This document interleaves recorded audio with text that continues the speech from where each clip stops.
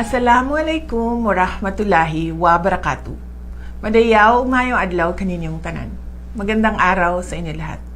The Philippines faces over 20 typhoons yearly.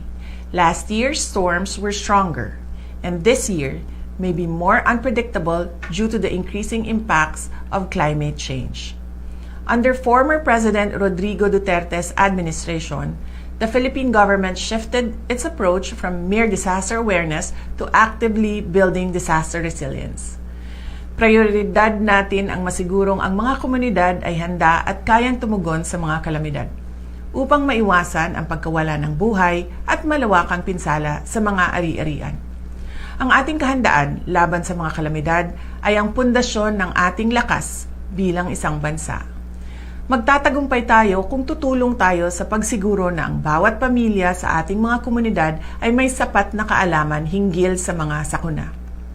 Kabilang na dito ang kaalaman sa tama at ligtas na paglikas o evacuation.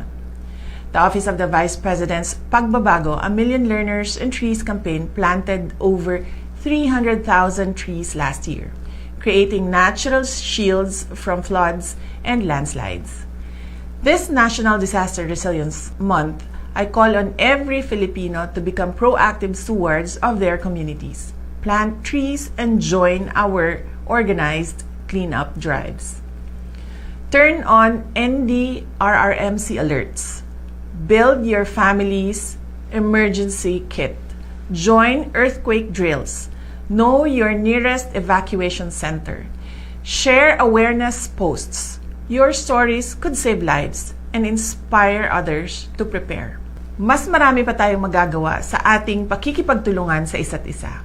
Sa ating pagkilos, sa ating paghahanda, nariyan ang pangako ng isang ligtas at matatag na kinabukasan na maipapamana natin sa ating mga anak. Mahalin natin ang Pilipinas para sa Diyos, sa bayan, at sa pamilyang Pilipino. Syukran.